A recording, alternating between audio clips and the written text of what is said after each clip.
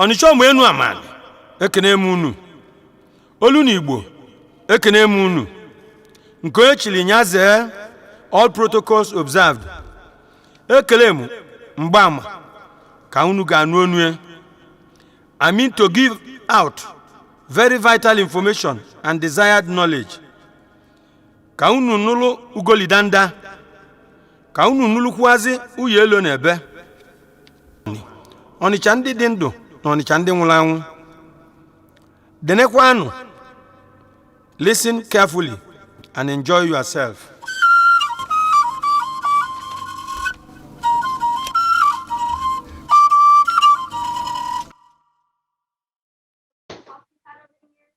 Including what you told me about not using alcohol and other drugs.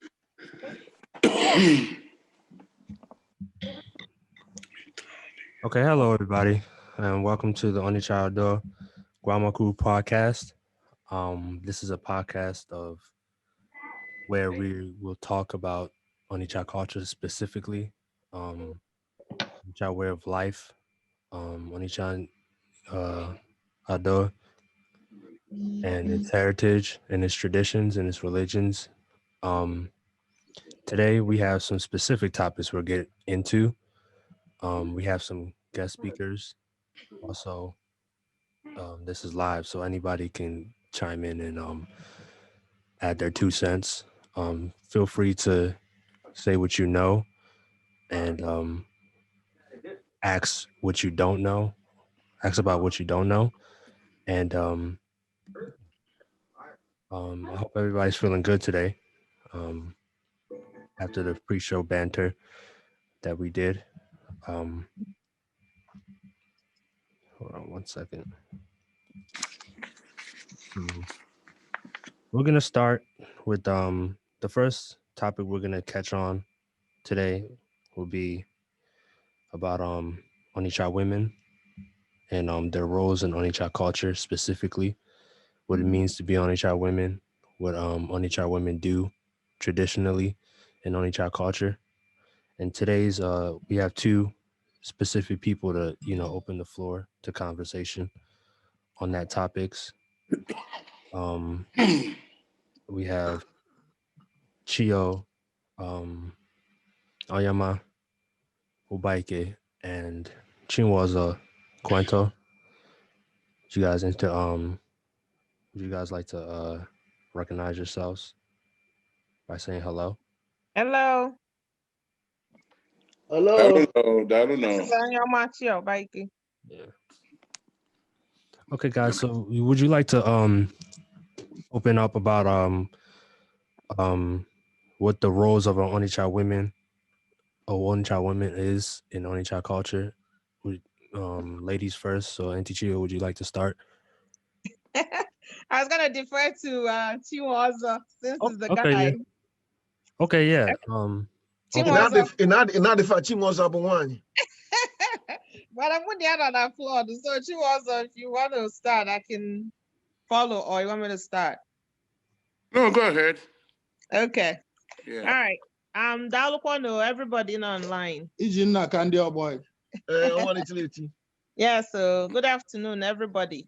Would you rather I speak in English? English Igbo.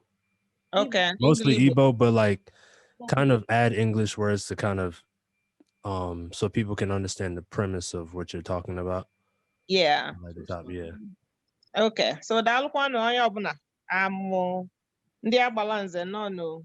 Ndị enyi no. Enyi Ifeanyi no.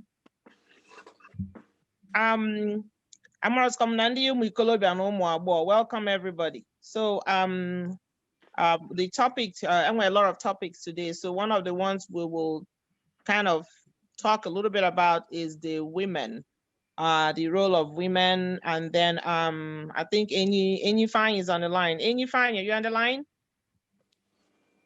Yeah, she's here. Okay. She told me she's like kind of occupied, so she'll just be listening.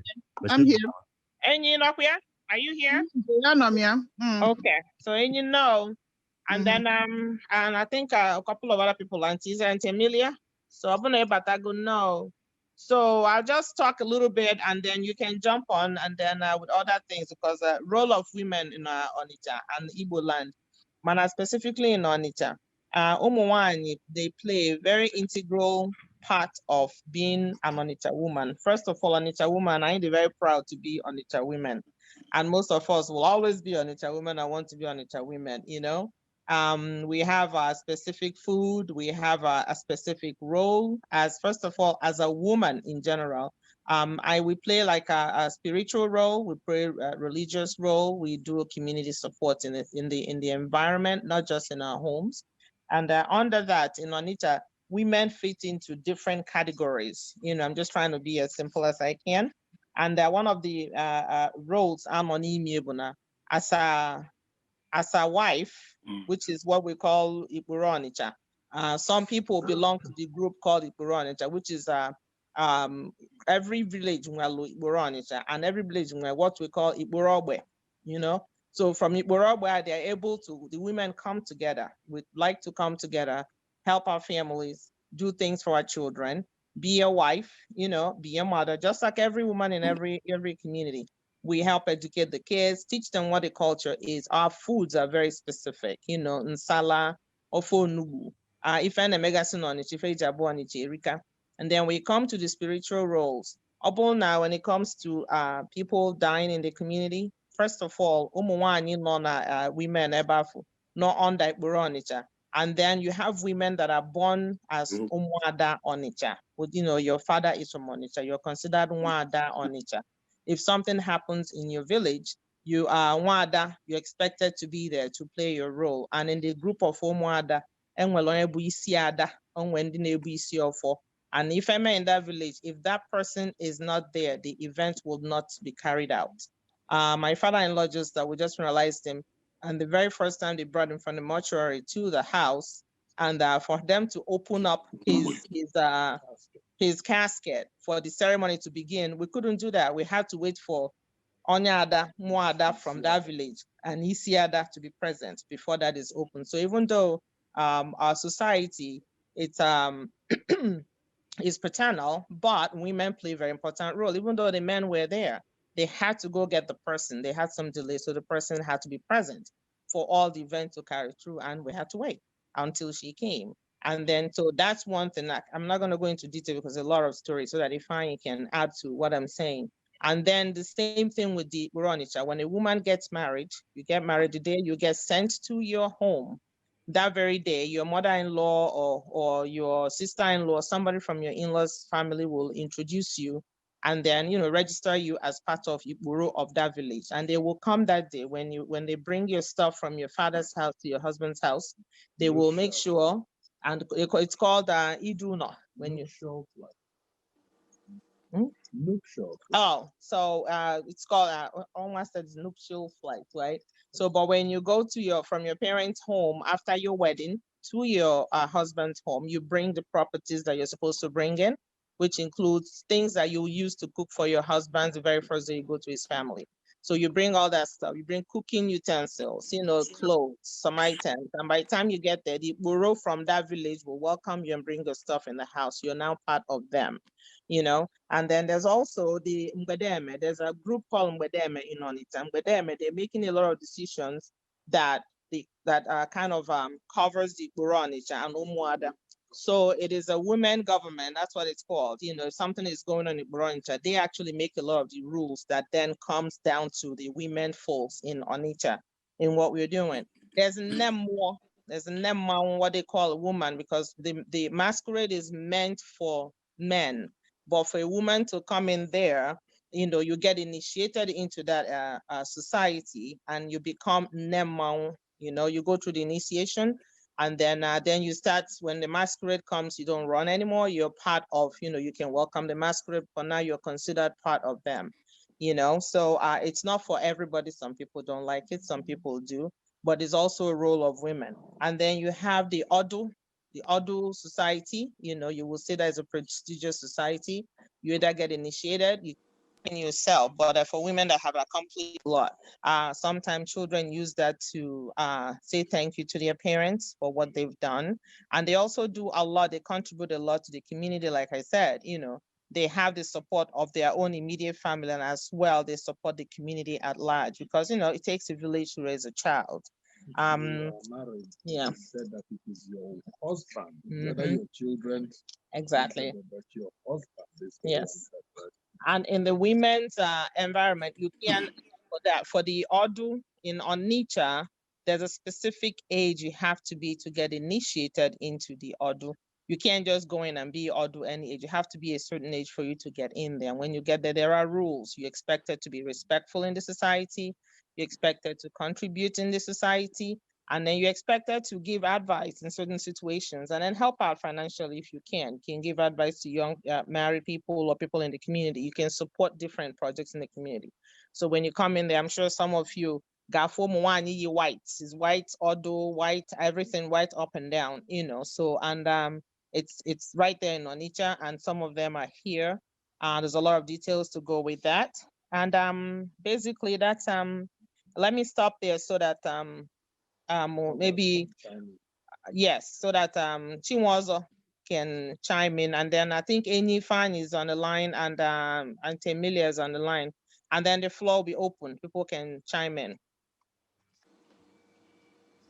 It's okay. I can do chuchu. Thank you so much for the forum, for giving us the opportunity to come and talk for the podcast. Thank you for having me. So I can help on your Janine. No na ife niile na-abịa n'ụwa ka Chukwu na gozikwa ife niile anyị ga-ekwu. So Onyama, thank you for the those bird eye view of the role of women in Onitsha. So hopefully I'm not duplicative on what you're going to say. So Onitsha, when I look at Onitsha women's role, you look at it from, to me, two separate ways. What is the governance of our society?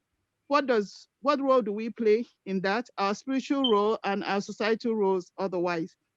Onitsha is a dual monarch, has always been a dual monarch, right? So we have a king and we had an Omu. For a interesting perspective on this, in 1886, when the last Omu died, another one wasn't appointed. There was a couple of people that almost were seen to be Omu. This is important to note because we are well documented in history books as being one of the areas in the world where women are given an actual equal right within governance. Okay, so we have similar roles. So whenever you hear somebody doing libations, you will hear the man giving the libation say, "I can not on a ba, I can not on a be not on a usoku," right? That's a partnership. That's a partnership. I have a role here and you have a role here, and together we're building this home and we're building this society. So this is the way that I see it. So we have the Omuadas that are extremely powerful. You cannot bury anybody in Onitsha without Omuada. Okay, if they are not there, nothing is happening. Without Onyisi for nothing is happening. We have the Ikporo where women, every village have that. Onyama has said that. And a significant role there. Ikporo Onitsha is all women of Onitsha that are in that particular group. But then settles a lot of the cases. They are the ones that are more of a judicial group at this time. And the Otuodu is basically societal. So in all of the rights and privileges that we have, all the actual things that we do in Onitsha, like marriages, you will see that the mother of the bride will get a bride price. Just like the father gets a bride price, the mother gets a bride price. So they have a similar, it's a little bit smaller than what the man will get. Within the village, we have our roles that we play. Monarchy. The age group, the age groups used to be mostly just men. Now we have more women. I don't think we've actually achieved female leadership within the different age sects. Masquerade, you cannot be a member of the masquerade unless you're a certain age and you're initiated into that. And that's when you're called Nemau. A woman can never, ever, ever take another title. That is a male thing. And it is not, the other title is not equivalent to the other title, it has to be noted. But within taking the other title, a significant amount of women's role there, from the very young children that carry the Okwachi to the blessings and libations that are given from the Omuada and the female group. We are not part of the chieftaincy groups that you have until we have an Omo. So, you know, when you have the different red cap chiefs, women cannot be that at this time. But when we had an Omo had an equivalent chiefs that are women as well. So she had her own Owele, she had her own, all of the chiefs that are in there. But that's something that for us to look forward to. As it relates to kingship, only a man can be a king within Onitsha and rule Onitsha. But as I said again, for all the females on the line, we are lobbying strongly to have the Omuship reinstated. So as you look at the role of the women, a woman can topple a king. A woman can remove a red caship. So there's a lot of power that we have as women within the society. When we see wrongdoing, we tend to be the ones to correct it. Many historical documentation of women sacrificing themselves for Onitsha for various reasons. And in the olden times, we were actually the ones that were in trade. Men did not go to trade. Women were the traders in Onitsha. Women actually, you know, we have our own farms behind our houses, and we farm our, you know, we're in the farm doing all the things that we need to feed our families. We sold our wares, we sold gold, clothing, we negotiated with the foreigners, okay? So a lot of activities that women, Onitsha has never delegated a woman to a second role responsibility. It has always been an equal partnership and respect of the women of Onitsha. So I'm going to stop there. And you know, if there's some questions, I'm actually in two different places, but I'll be very happy to support that. So again, thank you for the opportunity to come and share this very important perspective with everybody. Dalono. You're welcome, Auntie. Thank you for the response. Uncle Sylvester, you said you had two questions on this topic. Yes. Barry, Ebunike. You talked about dual monarchy in Onitsha. I have some question or issue with that, because if you look at how the Omo is being selected, the criteria of selection, the Omo does not share authority with the king, with his majesty. He has a second role, and that second role does not diminish her feminine status. But politically, I think the king had an unchallenged, unquestionable supreme authority, because he selects the Omo among the prominent other women in the community who has distinguished themselves based on that, their accomplishments. She's been selected. The process of selecting the Omo and process of selecting the king, they are not the same. One.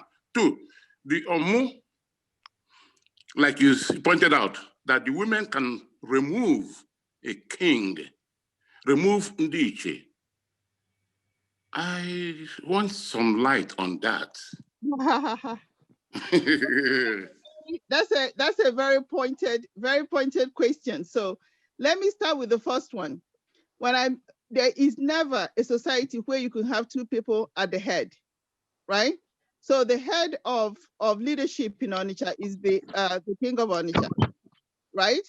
So, and by the virtue of the fact that he's the one that selects the Omo, and the virtue of the fact that the Omo's council and cabinet must be approved by the king, that means that all authorities are actually bequeathed to the Omo, right? But it is a by leadership activity. So the roles that the Omo will play as it relates to women-related activities is not challenged by the Igwe of Onitsha. That's one of the things that the rights and privileges that they have. That's what I meant as a dual monarchy. Not necessarily that that they're both making decisions together. Decision is made solely spiritually and also politically by the Igwe of Onitsha. Hopefully that's clear, right?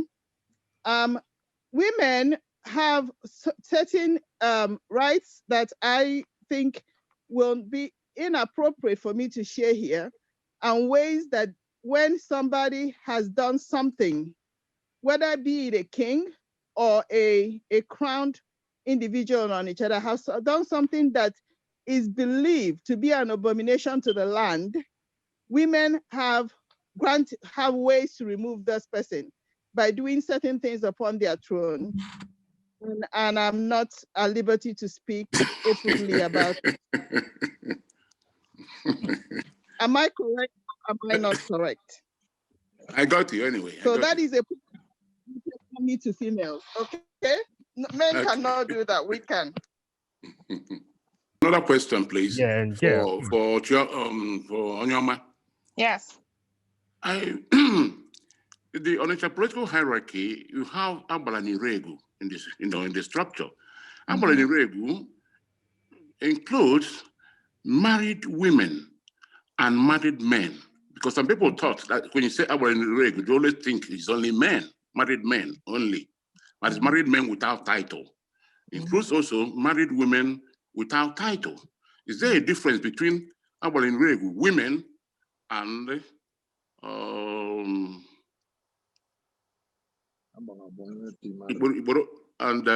Onitsha, women? Is there a difference? There's really no difference. You know, because Onitsha women are known generally as Onitsha. You know, being a woman, you are Onitsha.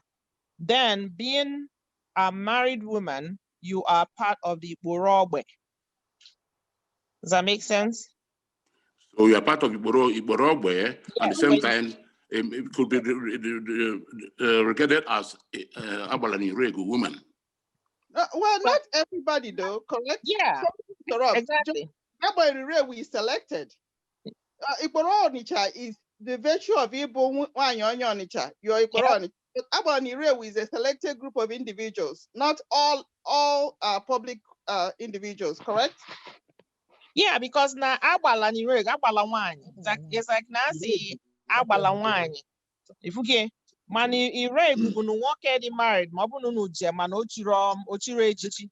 Because can time in. Including the women that are married without title. She was.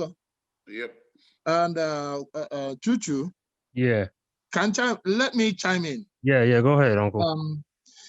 I think that this question that Chinwaza is asking is because we need to break down, we said, the role of a woman in Onitsha society, right? That's the topic. Yeah. Am I mistaken? Yeah, that's the topic. So now if we want to really look and access the role of a woman in our society, we start from where a woman starts. The role of passage for a woman in Onitsha society, or rite of passage, you start from when a woman is a young woman or married and nothing. What is their role at that level? Then you go to the stage where a woman is married in a village, and her role in the village and her role in her paternal home. Then you go to the role of a woman when she is now a titled woman. Then you go to the role of a woman when actually they partake in the leadership of Onitsha itself. Then you go to the role of a woman when they even talk about who is the oldest woman in Onitsha, Nebu, what we call Oba, and the authorities that control Mbademe for the leadership of women in Onitsha and the resolution of issues in Onitsha, in those leadership. If you want us to start breaking down on each one of these levels, That is where I think, my own opinion, that a better understanding of the role of a woman will happen. So in the middle of it is what the discussion is. The role of a woman when the woman is still single has not even been discussed, because they have role in every village, in a society. They have a role, even though they are not married. Then when you get married, your role doubles, not only in your marital home where you are called Iborobwe, but then in Onitsha in general, where you are part of Iboro Onitsha, then also in your village where you are called Umuada. So we have a breakdown of all that one by one. We can go through the steps and define each rite of passage of a woman and the role of that stage of a woman in our community. That's very important. That is the way maybe we can understand it in steps like that. And so when you get to the point of what is Iboro Onitsha or Abala Iregu, Iregu is a married man, but not a titled man in the village. Including a married woman without title. Yes, that is what you call Abala. Abala. That's what is considered as Abala and Iregu. Iregu is this. Abala is a married woman in the village that is not titled. And so you can, it's a stage that when you break down, you can now understand at the rite of passage of a woman, the same way it is in the rite of passage of a woman, we also have the same level in the rite of passage of a man. But the woman is what we are discussing as we speak. So based on that, we can follow each one of these to figure out at that stage where the woman is, what is the role of the woman? What is the responsibility of the woman to the society, to our society Onitsha? I don't know if I made it too long, but no, your response was good. And it kind of answered Uncle Chinwezo's yes. Chinwezo's question. The gist of his question was basically, what's the difference between a woman, Ibro Onitsha woman, and Ibro woman? And I got his question. I really think Ibro Onitsha is just the general description of every Onitsha, woman. Yeah, exactly. older and younger. And then with Ibro is a certain, that's where that's more of a titled, not titled, but like a descriptive. You're married. Yeah, you're marriage. married. You don't have to be married or titled or a certain age to be considered Ibro Onitsha, woman. So Yeah. So Sylvester, did I answer your question? Or? Yeah, I'm okay. Yeah. Oh, okay. Yeah. Okay, yeah. We touched on marriage. Yes. And we talked about Ibro women and men. So we could use that to transition to the next topic. Yeah. On Onitsha courtship and on Onitsha and marriage. Yes. Now, I want to point out to all the viewers, there's a difference. Onitsha marriage is called Numaya. I know in Igbo land it's called Ibanku. But in Onitsha it's called Inumaya. So throw that out there. Yeah. So we talked about that a little bit from what the three of us talked about. And one of the things about marriage is, marriage is very important in our culture. And I think all over the world, it's not just our culture, but in Onitsha. And for marriage, for this podcast, we're trying to be as short and sweet as possible. For marriage, when we are growing up back home, by the time I'm gonna be a little vocal about this.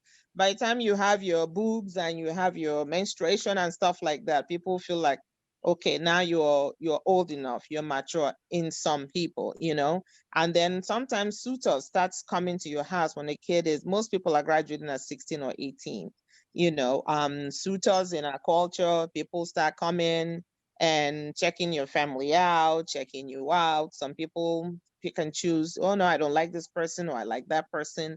It's always good I always tell young people, for the young girls. If somebody is asking for your hand in marriage, sometimes it's just the culture. We know somebody's going to come ask you. So you know somebody's going to be asking for your hand in marriage. It's not abomination. It's not being rude. It's not being inappropriate. That's what the society is. You have a choice to say, no, I'm not ready now.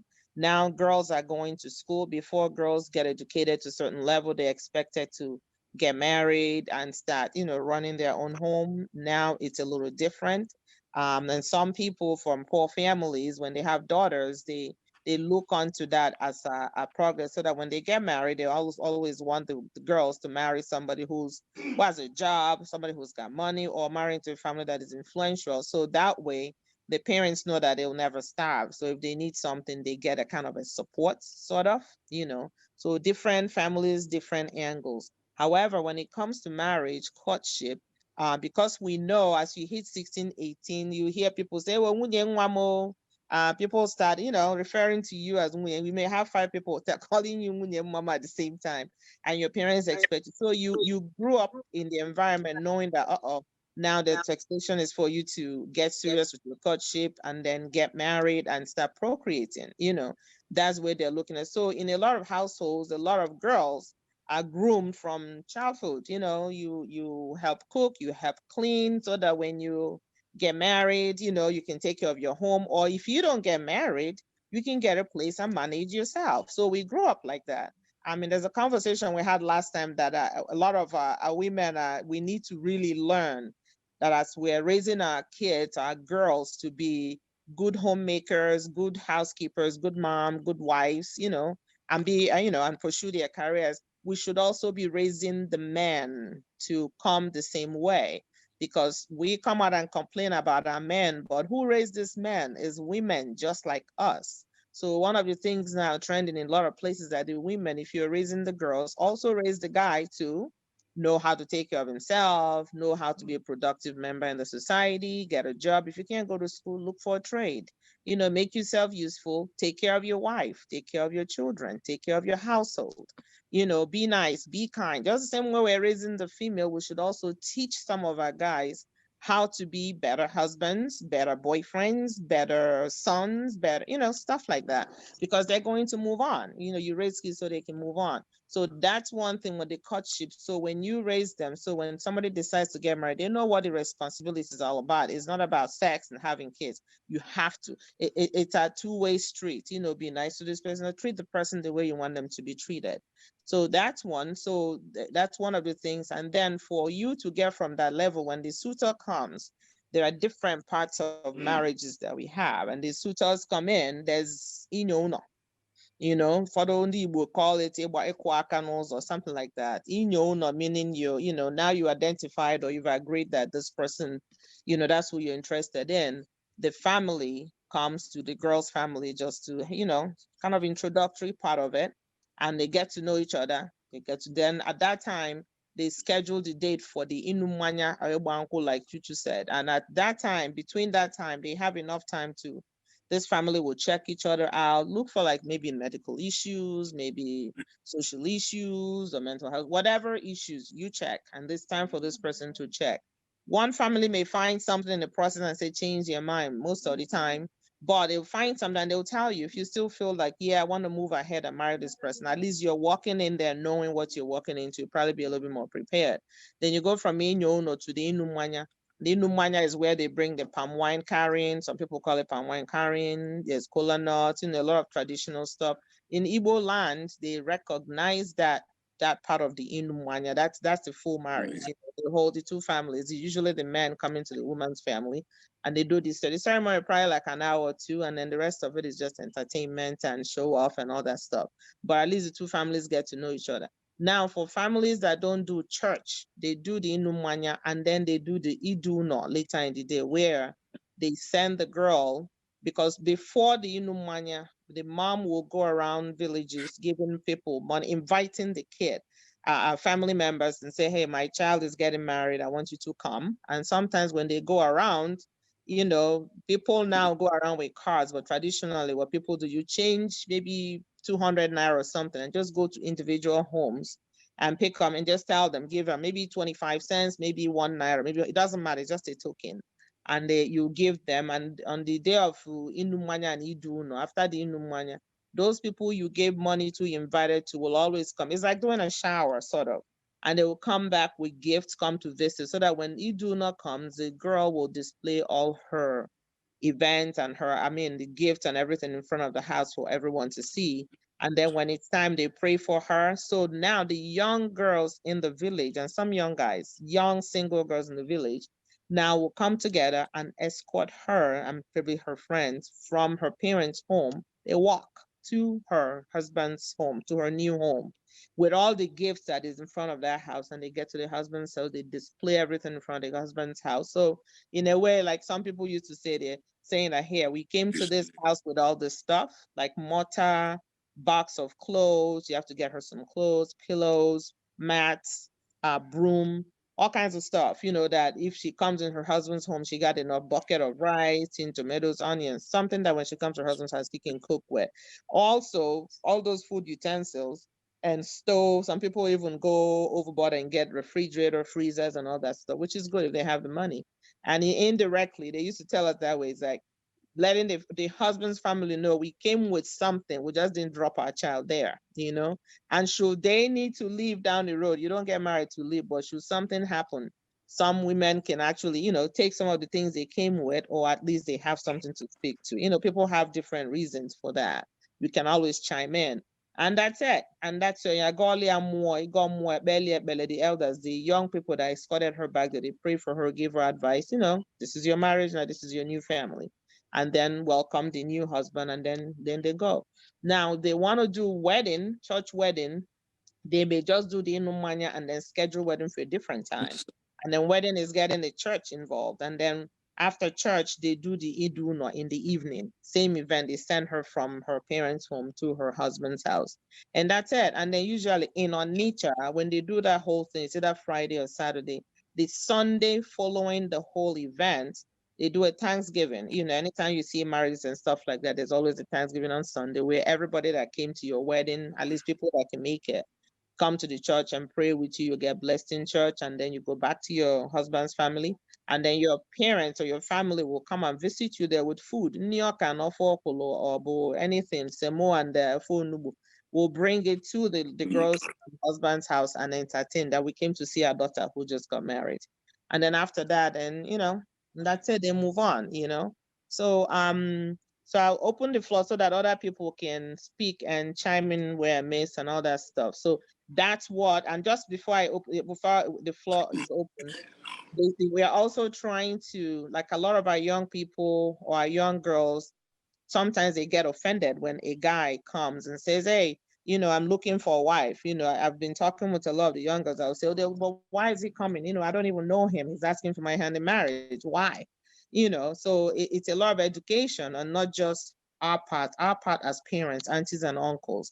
When your young girls are growing up, or your males are growing, especially when they're here, the ones that grow up in the home, they pretty much know because you live there.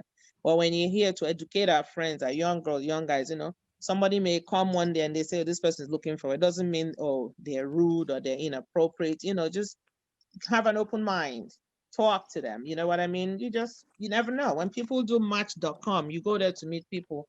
This is just the way it is, just that we're very direct, just for people to have an open mind about that. And for our guys to step up and do what they need to do. So anyway, the floor is open. Wednesday, if you're on board, or any other female, Ofuchi is on the line too. So Ofuchi, you want to add to it, or? If anybody wants to add or has any questions or add-ins to what Auntie just said, we're talking about marriage and courtship and all that. This is Wednesday. I'm going to just add a couple of things to what Rama said, and I do apologize. I will have to sign off. The one of the things that are really important, not just about the courtship process, is the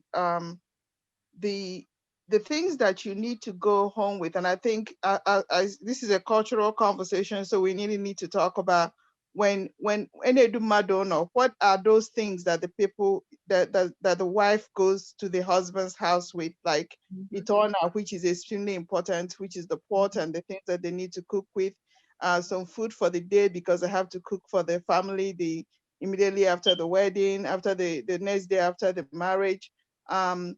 the ute, all those things. There are significance to each one of those activities, or each one of those items that we take with us. And the whole fact that marriage is not between two people, but marriage is between families and between villages. So that's also something that I wanted to kind of chime in on the things that Onyoma has said, and to just encourage our young people that are on the phone, that on this podcast, the importance of just keeping an open mind as you try to meet people and decide on who to marry, and understand our processes that are all have cultural and spiritual significance in them. So thank you so much, everybody. You're welcome, Angie. Thank Thank you. you. Anybody else want to add in to the topic, or has any questions for Auntie, or just general questions?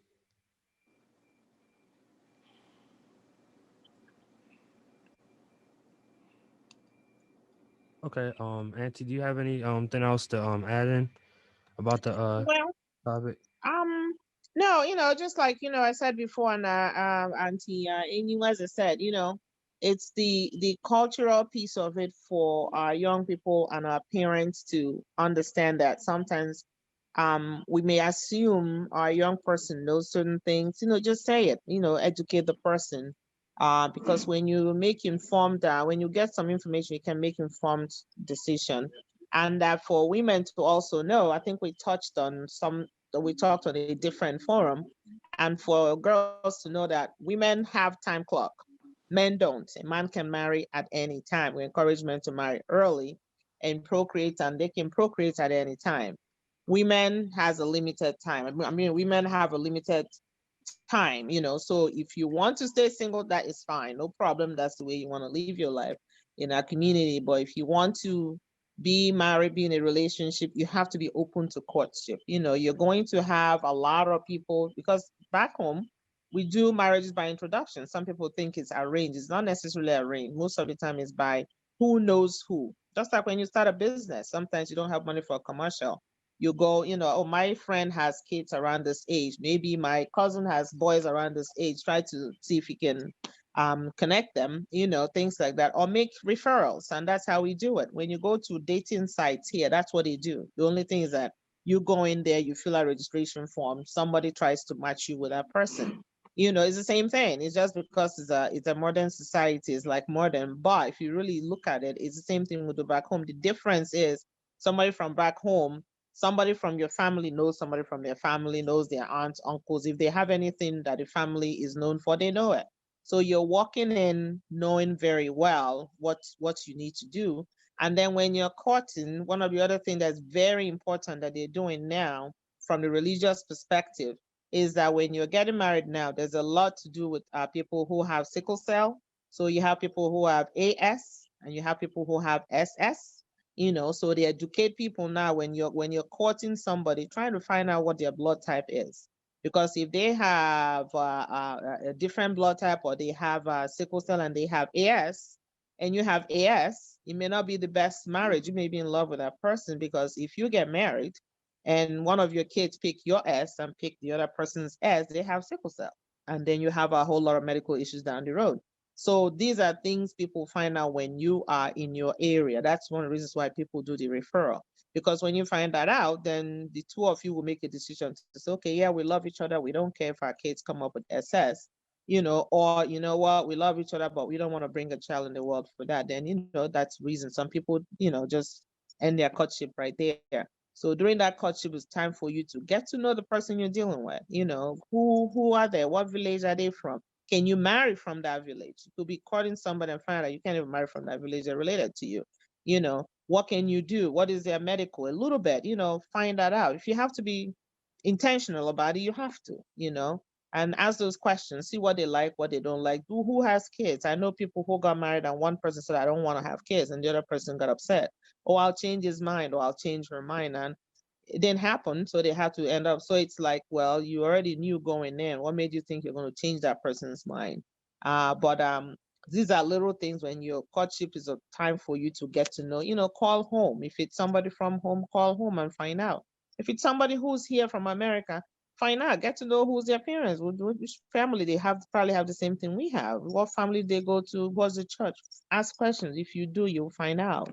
It cuts down on a lot of issues down the road with marriages and children and all that stuff. So very important. So those are the things that are us parents, a lot of the young people are appealing to us parents with the community the way it is, we need to be educating our children, our nephews and nieces, and letting them what's going on. So that way if they stay with people from our area, fine. We like that. If they go with people from outside our area, that's fine too, but at least they know what to look for or what to do. And also to let women, I'll say this one the last time, for women to also know, at least we're talking about women and all that stuff, to know that, you don't have to wait till you finish your master's or your doctorate to get married. Husbands don't come out, So if you meet people introduce you, stay on the line, stay on the phone with them. Even if you say hi, chat with the person, get to know the person you get to know. You may not get married. That person may be a friend down the road, or you may actually have a friend who will be a better suit for that person, So that way we need to have those things at our mind, that you can be single, you can be 18, 19, you can be going to school and dating. Some of us went back to school while married and raising kids. So if you know you want to be married, you want to be you want to have kids, you have to be intentional. Come out, participate in community stuff, build something, people will support you. So people need to know you're there and that you're interested. And whatever you're doing, you can do it while married. And then the husbands, hopefully the men will also support you. Same way you support your husband, because nobody's in a perfect relationship out there. You make it work. You try your best to make it. If it doesn't work, oh well, you try. But at least, that's the essence of being a woman. You're wearing a lot of hats, especially in our community and where we're from. Okay, back to you, Chuchu. Okay. This is Ifeanyi Araka. I want to ask about the role of the Ikunne Nne and the Ikunne Nnai. The Ikunne is involving in all these aspects of life that you guys are talking about. The in-laws. Yeah, you can go ahead. You can go ahead if you want to talk about it. That's floor is open. Yeah, because most of the time, before you get married, if you're the Ikunne Nne or Ikunne Nnai are not involved, the marriage is going to be held up also. It's not the only, so that's why the aspect that I see that wasn't brought into equation in what you're talking. I'm not disputing any of the other things you're saying. No, you're very correct. They back to the role of women with Ikunne. Ikunne, people from your mother's village is very important if you're getting married to back home, because they tell you, like in Onitsha, you need to get to know your dad's side as well as your mother's side. Because if you're having difficulties in your home or in your father's village or whatever you're doing, there's always this option that no matter what happens, you will always be welcomed in your mother's village. So if things are not going right, they say, okay, we're going to send you to your mother's village. Go there and take. And your mother's village, they're always happy to take you back. Even in Onitsha, we have some families that are fellow women married to people who are not from Onitsha. Things didn't work out well there. Their parents and their siblings accepted them back into Onitsha, and they brought their kids, and they are in Onitsha, and they are in Onitsha today. We have a handful of families like that, and they're part of us, full-fledged. So sometimes, you actually have almost the same rights. You have your dad's side, you have your mom's side of the family. And then in some women, sometimes if there's no child or no male child in the family, some women will get pregnant in their father's house and have children in their father's house. And then those children will bear the father's name, just to cover for the, expand the family or build on the family. So lots of things that women are doing there, regardless of whether, some people just stay in the home and just have kids in their father's name, and they will continue like that. So the Ikunne is very important. If you don't know anything else, get to know your mother's family very well. Because should there be any problem anywhere and you have a problem at your father's house, your mother's house, your mother's family will always take you back fully, and you participate fully what they're doing.